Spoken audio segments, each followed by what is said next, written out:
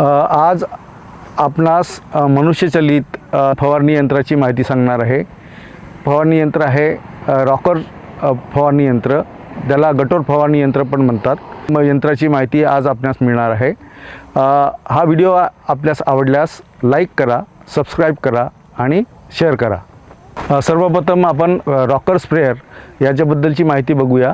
Rocker स्प्रेयरला चालवण्यासाठी 2 मनुष्याची आवश्यकता पडते।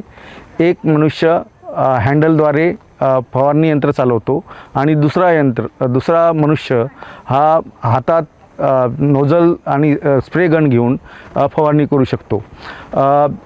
यात महत्त्वाचं म्हणजे फवारणी करताना आपल्याला एकसारखा प्रेशर मिळायला हवा आणि एकसारखं जर का प्रेशर मिळालं तर एकसारखी फवारणी होऊ शकते। आपण जी फवारणी करतो ती कीटकनाशकाची, बुरशीनाशकाची किंवा गवतावर असेल तर तणनाशकाची, तर ही जर का व्यवस्थित झाली नाही तर आपल्याला जो फवारणीचा इफेक्ट भेटायला पाहिजे तो मिळत नाही। जे फवारणी यंत्र आहे ते फवारणी यंत्र व्यवस्थित चालायला हवं आणि व्यवस्थित चालण्याकरता आपल्याला त्याची देखभाल व दुरुस्ती करणे आवश्यक आहे। रॉकिंग स्प्रेयरला एक पंप आहे, एक प्रेशर वेसल आहे, एक 10 मीटरपेक्षा जास्त लांबीचा डिलिव्हरी पाईप आहे आणि 3 मीटर लांबीचा सक्शन पाईप आहे आणि याला एक चालवायला दांडा दिलेला आहे। आता आपण जेव्हा चालवतो, हा रॉकिंग स्प्रेयर जेव्हा दांडा मागे पुढे करून प्रेशर दाब तयार करतो, त्यावेळेस जर का प्रेशर मिळत नसेल तर कशामुळे मिळत नाही हे आपल्याला शोधायला पाहिजे। आणि यात जो सक्शन आहे, सक्शनला आपण एक फिल्टर दिलेला आहे।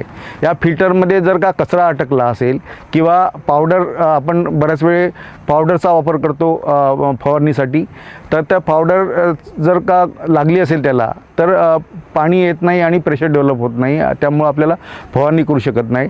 त्यावेळेस आपल्याला हा जो सक्शन आहे, सक्शनची जाळी जी आहे ती साफ करायला हवी। नंतर दुसरा आहे पंप जर का प्रेशर डेव्हलप करत नसेल, जरी आपण ऑपरेट करून जरी प्रेशर डेव्हलप करत नसेल तर आपल्याला तो पंप बघावा लागेल, पंप खोलावा लागेल आणि या पंपाला एक पिस्टन रिंग दिलेली आहे, ती पिस्टन रिंग व्यवस्थित आहे का बघायला पाहिजे। जर का पिस्टन रिंग व्यवस्थित असेल तर याच्याला एक नट दिलेला आहे, तो नट टाईट करून पिस्टन पंपात घालून चालून बघावा।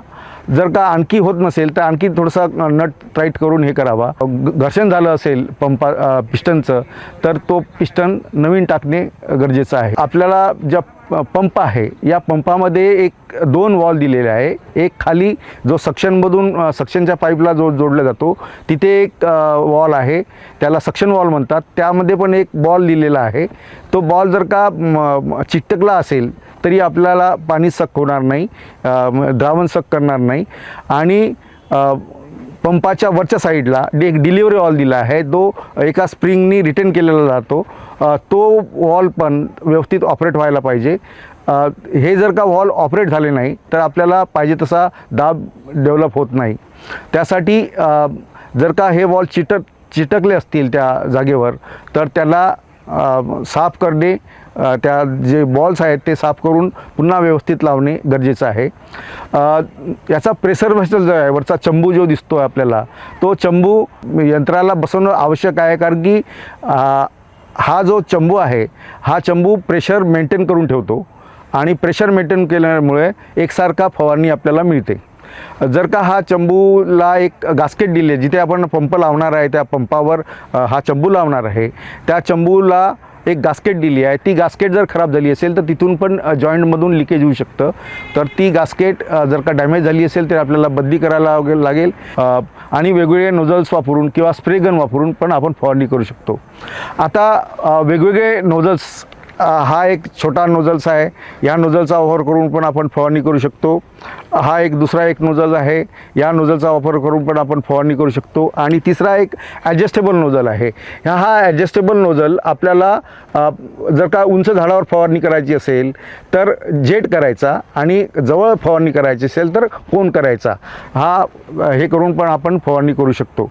या फवारणी यंत्राला विविध ठिकाणी आपल्याला जॉईंट दिलेले आहे। एक सक्शन होज आपण लावताना एक जॉईंट घेतलेला आहे, त्याला होस क्लिप दिलेली आहे. तसेच डिलिव्हरी पंपाला पण होस क्लिप आहे आणि त्या ठिकाणी आपण जॉईंट्समध्ये वॉशर्स ठेवणे आवश्यक आहे. वॉशर जर का आपण ठेवलं नाही तर तिथून लिकेज होण्याचा चान्सेस असतं. तसेच जे नोझल्स आहेत, हे जे नोझल्स आहेत, या नोझलच्या होल्समध्ये जर कचरा आला तर तो कचरा आपल्याला साफ करायला पाहिजे. नोझल साफ करून घेणे आणि नंतरच साफ केल्यानंतरच तो नोझल वापरायला पाहिजे. जिथे जिथे लिकेज आहे त्या जॉईंट्समधून जर लिकेज झालं तर आपल्या ज्या द्रावणाची नासाडी आहे जी आहे ती जास्त प्रमाणात होईल, द्रावण जास्त प्रमाणात वाया जाईल. या पंपाला एक अशी लांस दिलेली असते किंवा नोझल दिलेला असतो किंवा याऐवजी एक स्प्रे गन पण वापरू शकतो आपण. आणि या फवारणी पंपाचं एक हे आहे की आपण जवळपास 5 ते 7 kg सेंटीमीटर प्रेशर किंवा आपण जवळपास 100 पाऊंड प्रेशरपर्यंत या फवारणी यंत्रांनी दाब मिळू शकतो. आणि प्रेशर जास्त मिळत असल्यामुळे उंचीवर पण आपण फवारणी करू शकतो. आणि फवारणी यंत्राचा चालू करण्यासाठी या ट्रिगरचा वापर करून आपण चालू किंवा बंद करू शकतो. आपण ज्या गोष्टी आता सांगितलेल्या आहेत त्याप्रमाणे जर आपण या पंपाची देखभाल दुरुस्ती केली आणि काम झाल्यानंतर पुन्हा स्वच्छ पाण्याने धुवून यातला साफ करून ठेवला तर पुढच्या वेळेस जेव्हा आपण वापरतो त्यावेळेस आपल्याला चांगल्या तऱ्हेची फवारणी मिळेल. हा जर व्हिडिओ आपल्यास आवडला तर लाईक करा आणि सबस्क्राईब करा.